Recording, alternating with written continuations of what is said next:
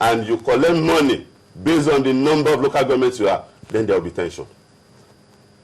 But how do you see this eventually playing out? Because those who have said, look, or those who you say are benefiting from this, won't sit idly by and just watch this go smoothly.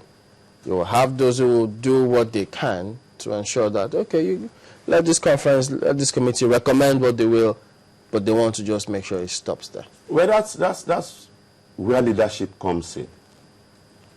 A leader and a statesman should be interested in the future of his country and not the fortune of his area or political party. But one of the main politicians is always interested in power. We have had power since 1999. What have we achieved with it? That's a systemic failure. Therefore, we will have to constructively engage the people who are benefiting from this lopsided arrangement and let them see reason that if this is not done, this is the end result. Majority of them have collected their boarding passes. An average educated Hausa man, educated Yoruba guy, educated, they are meeting in schools where there's decency. They are exposed. And their thinking will not be the same with the thinking of the old war horses. But my fear about them is that rather than talk the way we are talking, if we don't resolve all these fundamental issues, these guys will tear Nigeria apart. What was it about the regions then, when we had just about 3 of them, that we were able to harness a whole lot of those developments we saw then, even though there were also some kind of skirmishes somewhere here and there among political parties, but to a large extent, some say the developments were so competitive to the extent that you could feel it in all the regions, and you say perhaps that could also be one of the things to be discussed. It was simply because the British colonial overlords at that time understood Nigeria. And when they were leaving, the templates that they used, they knew would not be beneficial to them or to Nigeria. So they devised a constitutional agreement in conjunction with foremost Nigerian nationalists. Don't forget, there were various constitutional conferences where they negotiated Nigeria. And when the northern part of Nigeria was not ready for autonomy and self-government because of the paucity of personnel, they were honest enough to admit. And let me relay what Chief Anthony Naoro told me about his experience. They went to the northern part of Nigeria to campaign faction group. And it was traditional for them at that time to send a message to the emir that they were coming to town. And the emir at that time said, well, if you are coming to town to pay me homage, courtesy visit, I'll welcome you on horseback. But if you are coming to town to campaign, I may not be able to guarantee your safety. And he told me that he went back to Chief Awolowo that, look, how are we going to win in an area where we will not be able to campaign? But before he left there, I said he contacted the district officer, an European, that we want to campaign, yeah, they won't allow us. And the white man said, you people from the Western Nigeria, what's your problem? You asked for limited government, self-government you have been given. You have established your television station, first in Africa, free education. Why are you coming here to sell all those programs to these people? They won't say this publicly, but it is time for us to say it publicly. We are different people, but we can live together in harmony. We can cooperate. But people still have that mindset till date.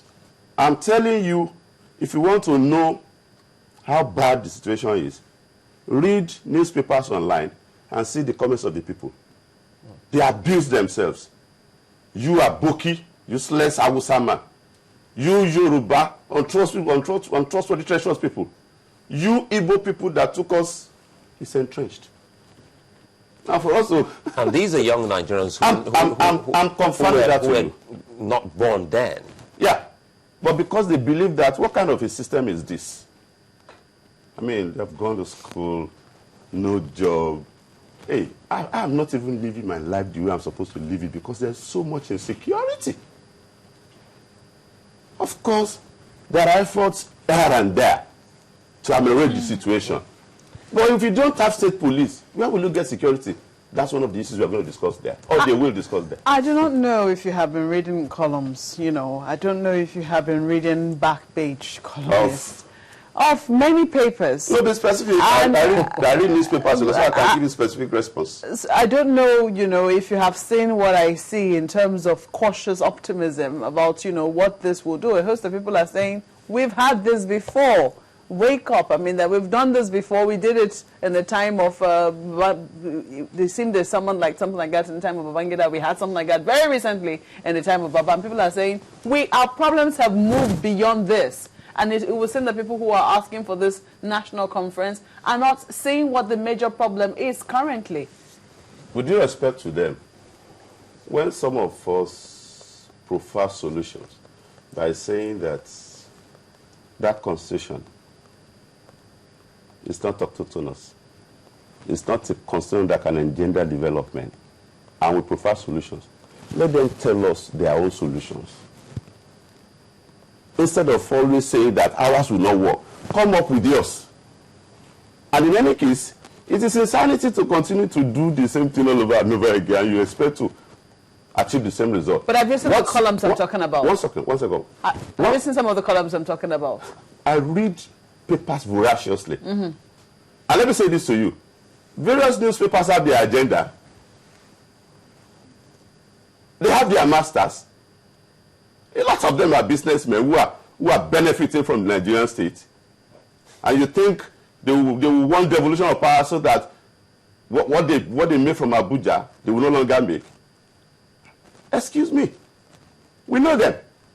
So that's what you're putting it down to, not because what they're saying has been tried, tested, and, you know, it never resulted in anything. We have empirical evidence that invite any one of these people to debate with me whether what we had between 1952 and 1963 will not be better, or was not better than what we have had since 1999 till date, and we have made so much money.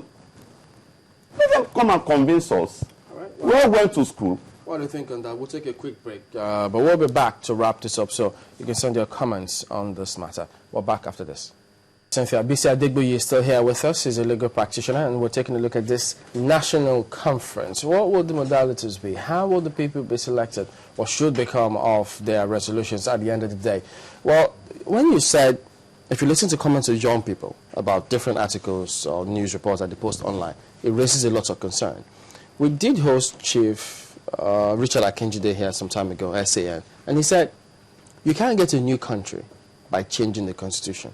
It is the attitude of the people and how they perceive some of these things that should also be worked on. What do you think? I do respect Chief Richard Akinjide. Well, they are part of the problem. They have been there since pre-independence days. And people who have been involved in governance from that time till 1979, 83, and also influential within the ruling political party, should just have the grace to admit that we have failed. And therefore, I don't think it lies in their mouth to continue to advise us on how Nigeria must be reconfigured. Does that mean that statement has no iota of truth? That is his personal opinion. But I believe that it is not the attitude of Nigerians that will make Nigeria work. It is the law that compels the attitude of human beings. People get to traffic lights, what they call robots in the US, and stop, not because that's the attitude, but because they know if you flout the law, you'll be penalized, you will be jailed, and you suffer consequences. And over time, it becomes a way of life. It is not the attitude first. That means you are putting the cart before the horse. It's like saying that appealing to an armed robber to change his attitude, it's not going to change. But punish him, deprive him of the proceeds of his crime, and will-be armed robbers will think twice. That's how to change the attitude of people. It is not by sermonizing. That it is the attitudinal problem we have in Nigeria. I disagree. So are you saying, you know, that whatever this committee comes up with will be acceptable to you? Because, I mean, you can already see... No, sir, no, certainly not. You can't have it all in a democracy. Okay? If we make recommendations, we submit memoranda as the case may be, and they adopt, ultimately, the federal government or Mr. President has the prerogative to accept or reject whatever recommendations they want to come up with. Does that scare you? It doesn't scare me. It is the nature of executive powers. After all, if he didn't change his mind about national conference, we'll continue to agitate. All right, so we must, in my view, if you don't like a peacock, you have to concede one thing to it. It's elegance. If you don't like President Jonathan, I mean, I must say this, we had met with him, ARG, where he told us that, no, we have gone beyond sovereign national conference. And we said, Mr. President, you are wrong. And he has changed his mind. That, to me, is a commendable attitude. That when, in the face of circumstances prevailing, you have the courage to change your position on burning national issues. The motives behind is a different thing. But as I've said, let's seize the moment. It's also a fallout. Let me quickly say this. It's also a fallout of the vicious power tussle between the North and the South. But you must seize the moment. We will seize the moment. Mr. Adegbusi, a legal practitioner and a member of Afenifere Renewal Group. Thank you for coming on this morning. My pleasure. Thanks for having me. All right, we'll return after this break. Don't go away.